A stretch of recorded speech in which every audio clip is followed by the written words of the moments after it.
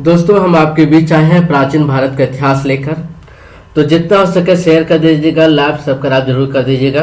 तो चलिए शुरू करते हैं क्वेश्चन आंसर पर।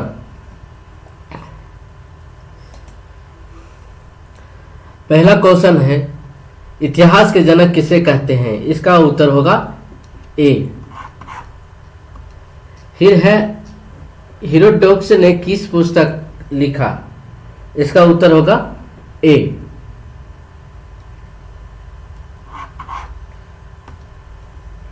दूसरा, प्रागैतिक ऐतिहासिक काल में साक्ष्य किस प्रकार के होते थे? तो पूरा तात्विक साक्ष्य है। प्रागैतिहासिक काल को कितने भागों में बांटा गया है? तो ये 3 भागों में बांटा गया है।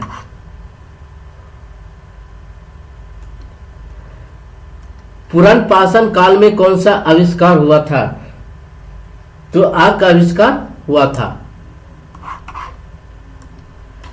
नवपाषाण काल में कौन सा आविष्कार हुआ? तो ये पहिया का आविष्कार हुआ था।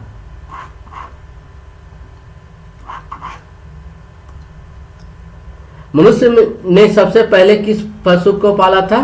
तो इसका उत्तर सी होगा। पूरा पाषाण काल में मानव की मुख्य जीविका क्या थी? तो शिकारी उसका प्रमुख था। मनुष्य द्वारा प्रयुक्त प्रथम औजार क्या था? तो कुल्हाड़ी था। मनुष्य ने सबसे पहले किस धातु का प्रयोग किया था? तो वो तांबा का प्रयोग किया था। सबसे पहले बायोगैस फसल कौन सी थी? बोएगी कौन सा फसल थी? तो वो जौ थी। भीम बेटका गुफा किस काल से संबंधित है? यह पूरा पाषाण काल से संबंधित है। भीम बेटका किस राज्य में स्थित है? तो ये मध्य प्रदेश में स्थित है।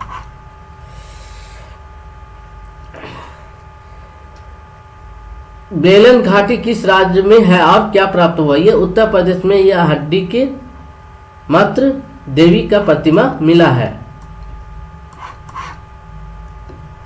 प्राचीन सिक्कों को क्या कहा जाता है? तो यह आहत सिक्का कहा जाता है। आहत सिक्के कब से के हैं? तो ईसा पूर्व 5 शताब्दी से है। भारत में लौह का प्रयोग कब आरंभ हुआ था? तो 800 ईसा पूर्व से हुआ है। वेद का अर्थ क्या है? तो वेद का अर्थ है ज्ञान से। वेदों की कुल कितनी संख्या है? तो वेदों की कुल संख्या कितनी है? 4। आप लोग कमेंट करके बताइएगा कौन कौन से है। प्राचीन वेद कौन सी है? तो ऋग्वेद सबसे प्राचीन वेद है। ऋग्वेद में कितने मंडल है? तो 10 मंडल है। गायत्री मंत्र किस वेद के मंडल से है? तो ये ऋग्वेद 3 से है। गायत्री मंत्र की रचना कौन किए थे? तो विश्वामित्र किए थे। विश्वामित्र का क्या नाम था? पहले विश्वरथ था। 10 राज्य युद्ध में किस राज्य की जीत हुई थी? सूरदास की।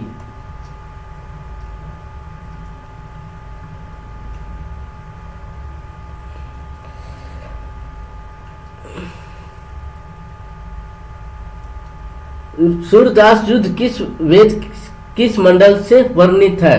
तो ये ऋग्वेद 7वां से संबंधित है। तो ये सूरदास होगा। सोम देवता का उल्लेख ऋग्वेद के किस से उल्लेख है? तो ये 9वें में उल्लेख है।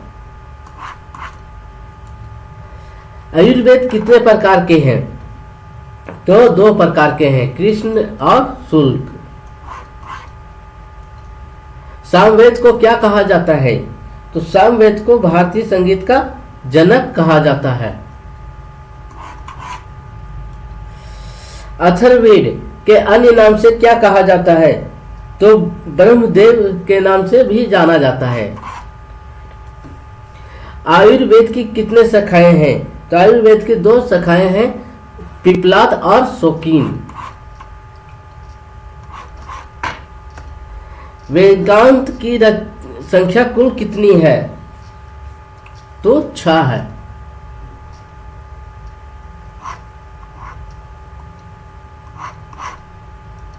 वेदांत की कौन सी है?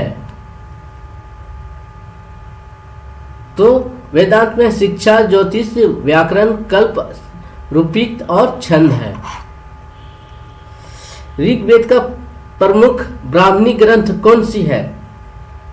तो ऐतरेय और कौशिक है। आयुर्वेद का प्रमुख ब्राह्मण कौन सा है? तो शतथ और तैतरीय है। पुराणों की कुल संख्या कितनी है? तो 18 है। पुराणों की रचना कौन है?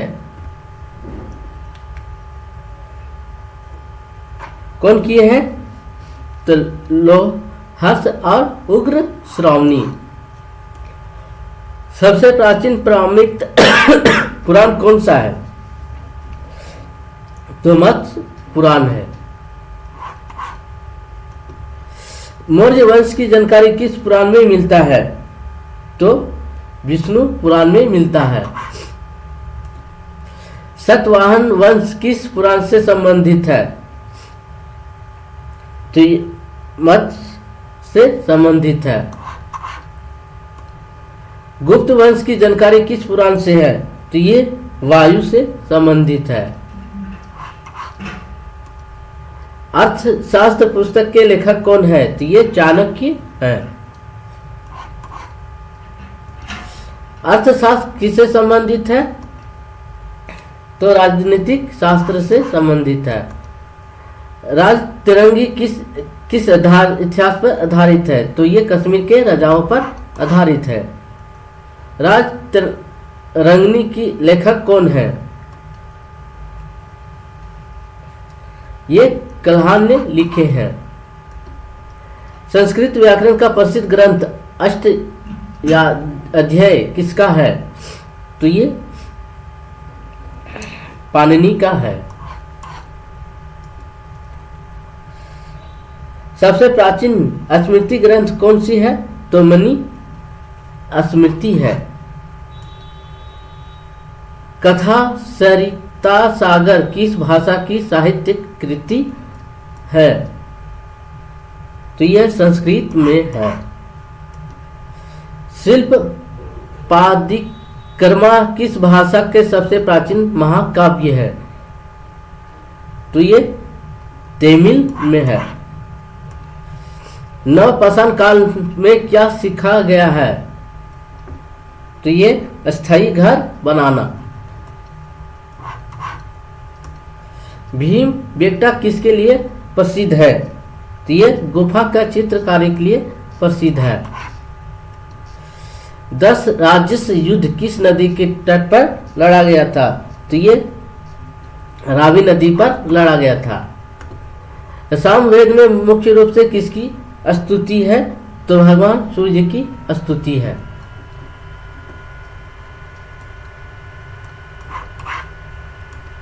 अथर्ववेद में सभा समिति को क्या कहा गया है? तो प्रजापति के पुत्रियां हैं। ऋग्वेद में कितनी ऋचाएं हैं? तो इसका उत्तर होगा ए। आयुर्वेद किससे प्रधान है? तो ये कर्म कांड से प्रधान है। वेदांग में ज्योतिष क्या है? तो वेदों को समझने के लिए सहायता। सामवेद का प्रमुख ब्राह्मणी कौन सा है? तो इसका उत्तर ये होगा। विष्णु पुराण किस वंश का वर्णन करता है? और अर्थशास्त्र किस काल का इतिहासकार बताता है? तब मौर्य कालीन को बताता है। मनु स्मृति किसका ग्रंथ है? तो मनु जी का स्मृति है। कथा साहित्य सागर के रचना कौन है? तो श्याम देव जी हैं। शिल्पपादी कर्मक की रचना कौन है? तो ये उत्तर ए होगा। पुरान पाषाण काल के औजार किससे बने थे? तो पत्थर के बने थे। नवपाषाण काल में मिट्टी के बर्तन का पता कब लगा?